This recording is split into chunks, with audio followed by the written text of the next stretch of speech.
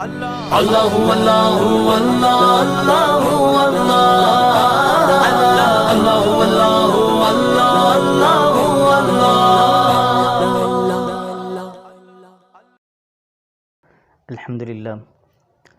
الحمدللہ رب العالمین والعاقبۃ للمتقین والصلاة والسلام علی سید الانبیاء والمرسلین اما بعد فقد قال اللہ تبارک وتعالی فی القرآن المجید والفرقان الحمید فاعوذ باللہ من الشیطان الرجیم بسم اللہ الرحمن الرحیم الا ان اولیاء اللہ لا خوف علیہم ولا هم یحزنون۔ معزز ناظرین کرام، جیسا کہ آپ سبھی جانتے ہیں کہ حضرت عمر بن عبدالعزیز رحمۃ اللہ علیہ کی قبر کے ساتھ جو بے حرمتی کی گئی،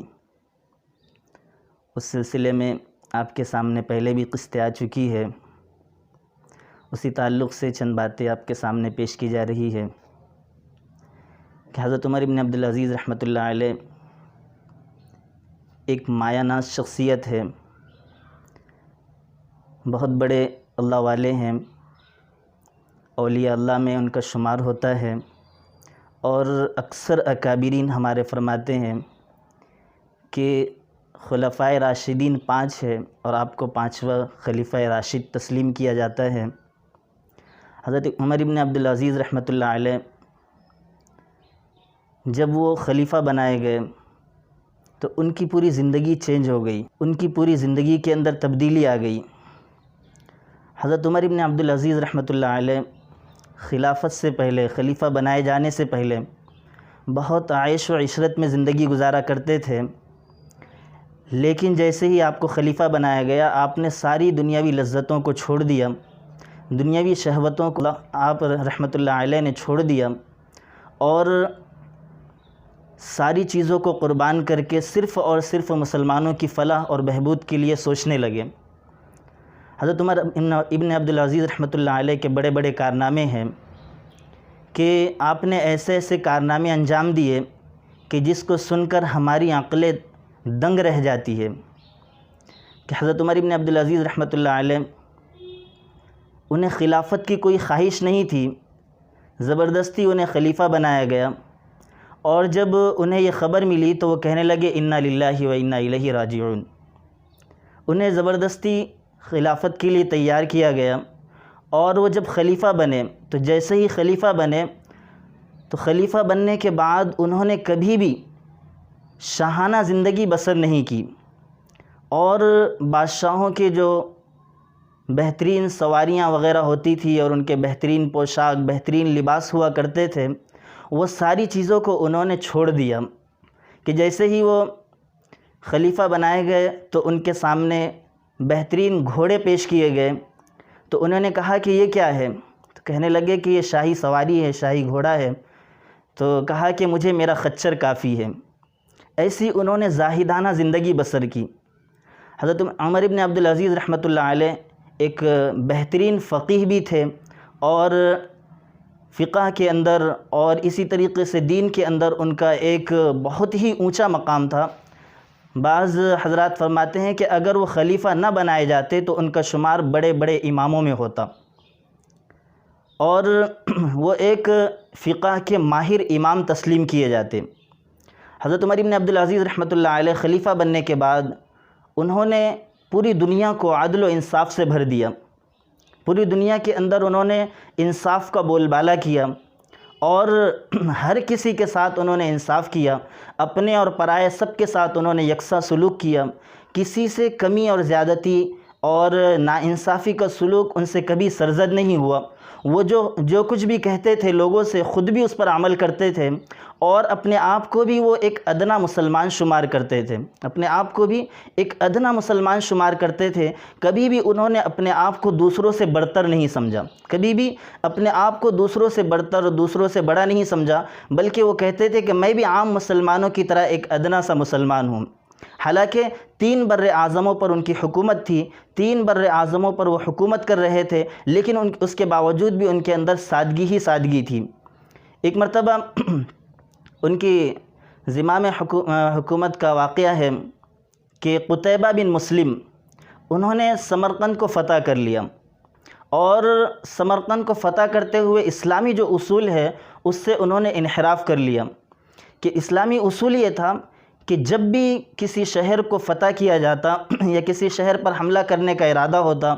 تو انہیں سب سے پہلے دین کی دعوت دی جاتی تھی، سب سے پہلے دین کی دعوت دی جاتی تھی۔ اگر وہ اسے تسلیم نہ کرے تو ان کے سامنے جزیے کی پیشکش کی جاتی، اگر وہ اسے تسلیم نہ کرے تو انہیں 3 دن کی مہلت دی جاتی تھی، 3 دن انہیں سوچنے سمجھنے کے لیے 3 دن کا وقت دیا جاتا تھا۔ تو انہوں نے وقت دیے بغیر سمرقند پر حملہ کر کے اسے فتح کر لیا اور اس پر قابض ہو گئے۔ چنانچہ وہاں کا جو پادری تھا تو اس پادری نے ان کی شکایت دمشق میں بیٹھے خلیفہ وقت کے پاس اپنے قاصد کے ذریعے لکھ کر بھجوائی۔ جب قاصد دمشق پہنچا تو اسے ایک عالی شان عمارت نظر آئی اور اس نے دیکھا کہ اس میں لوگ رکوع اور سجدہ کر رہے ہیں۔ تو اس نے لوگوں سے کہا کہ کیا یہ خلیفہ وقت کا یہ مکان ہے، یہ ان کی عمارت ہے؟ کہا کہ کیا تمہیں نظر نہیں آتا کہ یہ مسجد ہے، تم نماز نہیں پڑھتے؟ تو وہ کہنے لگا کہ میں اہل سمرقند کے دین کا پیروکار ہوں اور خلیفہ سے ملنے آیا ہوں۔ چنانچہ اسے خلیفہ کے گھر کا پتہ بتایا گیا۔ جب وہ خلیفہ وقت عمر ابن عبدالعزیز رحمۃ اللہ علیہ کے مکان کی طرف چلا تو وہاں جا کر جب اس نے دیکھا تو دیکھا کہ ایک شخص ہے جو چھت کی لپائی کر رہا ہے اور ایک خاتون کھڑی ہے جو انہیں گارا دے رہی ہے۔ تو وہ واپس پلٹ کر آ گیا اور جن لوگوں سے اس نے پتہ معلوم کیا تھا ان سے کہنے لگا کہ میں نے تم سے خلیفہ وقت کے مکان کے بارے میں پوچھا تھا، تم نے مجھے کسی اور کا ہی مکان بتا دیا۔ تو انہوں نے کہا کہ نہیں، وہ خلیفہ وقت کا ہی مکان ہے۔ چنانچہ وہ واپس بے دلی کے ساتھ ان کے مکان پر گیا اور وہاں جا کر دستک دی تو دیکھا کہ وہی شخص جو کچھ دیر پہلے لپائی کر رہا تھا وہی باہر آیا، اور جب اس نے پادری کا خط عمر ابن عبدالعزیز رحمۃ اللہ علیہ کے ہاتھ میں دیا تو حضرت عمر ابن عبدالعزیز رحمۃ اللہ علیہ اس خط کو پڑھ کر اس کے پیچھے ہی وہ لکھنے لگے کہ سمرقند میں جو ان کا والی تھا ان کے نام انہوں نے خط لکھا اور اس کے اوپر اپنی مہر لگا کر اسے اس کے ہاتھ میں دے دیے۔ وہ اپنے دل میں سوچتا جا رہا تھا کیا یہی وہ خط ہے جو مسلمانوں کے عظیم الشان لشکر کو ہمارے شہر سے نکال دے گا؟ کیا یہ وہی لشکر وہی خط ہے؟ چنانچہ وہ بے دلی کے ساتھ اپنے پادری کے پاس پہنچا اور انہیں خط دیتے ہوئے سارا واقعہ سنایا۔ پادری کو بھی یہ یقین آ گیا کہ اس خط سے کچھ ہونے والا نہیں، یہ محض ایک کاغذ کا ٹکڑا ہے، لیکن پھر بھی وہ اس خط کو قتیبہ بن مسلم کے پاس لے کر گیا اور انہیں جا کر بتایا۔ جیسے ہی قتیبہ بن مسلم نے اس خط کو پڑھا فوراً انہوں نے قاضی مقرر کیا، اور قاضی مقرر کرنے کے بعد قاضی نے ان کی شکایت سنی تو قتیبہ کو بلایا گیا۔ قتیبہ پادری کے سامنے بیٹھ گیا اور خلیفہ کے روبرو بیٹھ گیا۔ جیسے ہی خلیفہ کے روبرو بیٹھا تو قاضی وقت نے اس سے پوچھا قتیبہ سے پوچھا کہ کیا پادری جو کچھ بھی کہہ رہا ہے کہ تم نے انہیں مہلت نہیں دی، کیا اس کی شکایت صحیح ہے؟ تو قتیبہ کہنے لگے کہ ہاں اس کی شکایت بالکل صحیح ہے، ہم نے سوچا کہ جنگ تو ایک دھوکے کا نام ہے، ایک فریب کا نام ہے، تو کیوں نہ سمرقند پر فتح کر لیا جائے، کیونکہ یہاں کے آس پاس کے جتنے بھی علاقے ہیں کسی نے ہماری بات کو نہیں مانا، کسی نے دین کی دعوت کو قبول نہیں کیا، تو ہم نے سوچا کہ اہل سمرقند بھی ہمارے ساتھ یہی رویہ اختیار کریں گے اور وہ بھی دین اسلام کو قبول نہیں کریں گے، اس لیے ہم نے انہیں دعوت دینا ضروری نہیں سمجھا۔ چنانچہ قاضی نے فوراً حکم دیا کہ میں ابھی اسی وقت حکم دیتا ہوں کہ مسلمانوں کے سارے لشکر اور ان کے سارے سپہ سالار فوراً سمرقند کو چھوڑ کر روانہ ہو جائے، فوراً سمرقند کو اپنے بیوی بچوں سمیت خالی کر دیا جائے۔ چنانچہ قاضی حیران رہ گیا، اسے یہ سب خواب نظر آ رہا تھا، ایک تمثیل نظر آ رہی تھی، ایک خواب نظر آ رہا تھا کہ صرف قاضی کے 2 جملوں کی وجہ سے سارا لشکر کیا سمرقند کو خالی کر کے جا رہا ہے۔ لوگوں نے ماجرا معلوم کیا تو کہنے لگے کہ عدالت کے حکم کی تعمیل ہو رہی ہے، کہ آپ خود اندازہ لگائے کہ کوئی بھی فاتح لشکر جس نے بڑی محنت سے کسی شہر کو فتح کیا ہو، صرف قاضی کے 2 بول کی وجہ سے وہ اپنے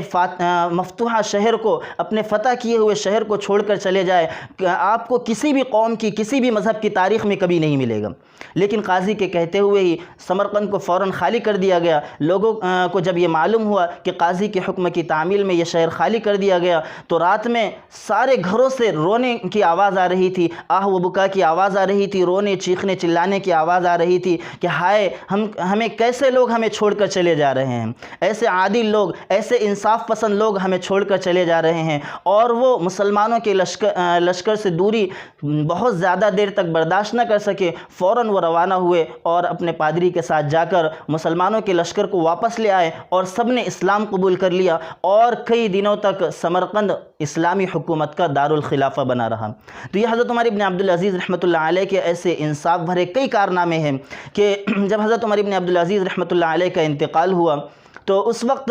مسلمانوں کے ساتھ ساتھ عیسائی پادری اور بڑے بڑے پادری عیسائی اور جتنے بھی دیگر غیر مسلم حضرات وہاں کے باشندے تھے، وہاں رہنے والے تھے، سب کے سب رو رہے تھے، سب حضرت عمر ابن عبدالعزیز رحمۃ اللہ علیہ کی فراقت کی وجہ سے رو رہے تھے۔ اور اسی طریقے سے جب حضرت عمر ابن عبدالعزیز رحمۃ اللہ علیہ کو جب زہر دیا گیا، ان کے غلام کو زہر دینے کے لیے تیار کیا گیا، اور انہیں جب زہر دیا گیا تو اس وقت شاہ روم کو معلوم ہوا، اسے پتہ چلا کہ حضرت عمر ابن عبدالعزیز رحمۃ اللہ علیہ کو زہر دیا گیا ہے، تو اس نے اپنا ایک خصوصی طبیب، خصوصی حکیم جو کہ پادری بھی تھا اور حکیم بھی تھا، حضرت عمر ابن عبدالعزیز رحمۃ اللہ علیہ کے علاج کے لیے بھیجا۔ جب وہ حضرت عمر ابن عبدالعزیز رحمۃ اللہ علیہ کے یہاں پہنچا اور اس نے جانچ کی، اور اس کے بعد اسے جب پتہ چلا کہ واقعی انہیں زہر دیا گیا ہے تو وہ کہنے لگا کہ آپ کو زہر دیا گیا، کہا کہ مجھے پتہ ہے، تو کہنے لگے کہ پھر اب کیا؟ تو کہا کہ میں تمہارا علاج کروں گا اور آپ اس سے بالکل ٹھیک ہو جائیں گے۔ تو حضرت عمر ابن عبدالعزیز رحمۃ اللہ علیہ فرمانے لگے کہ اگر مجھے یہ پتہ ہوتا کہ میری کان کے لو کے پاس بھی میری بیماری کی شفا موجود ہے، تب بھی میں اپنے ہاتھ کو کان کی لو تک بھی نہ لے کر جاتا۔ تو حضرت عمر ابن عبدالعزیز رحمۃ اللہ علیہ کو جس طرح مسلمان چاہتے تھے، مسلمان پسند کرتے تھے، اسی طریقے سے غیر بھی انہیں بہت زیادہ پسند کرتے تھے، ان کے عدل و انصاف کی وجہ سے، ان کی بلند پایہ کارکردگی کی وجہ سے، اور ان کے عظیم الشان کارناموں کی وجہ سے، اور ان کی یکسانیت کی وجہ سے کہ سب سے وہ برابر کا سلوک کیا کرتے تھے اور سب سے ایک جیسا معاملہ کیا کرتے تھے، اپنا ہو یا غیر ہو، رشتہ دار ہو یا پرایا ہو، سب کے ساتھ وہ انصاف کا سلوک کیا کرتے تھے۔ اور حضرت عمر ابن عبدالعزیز رحمۃ اللہ علیہ نے ساری سرزمین کو بلکہ پوری دنیا کو انصاف سے بھر دیا تھا، جس کی وجہ سے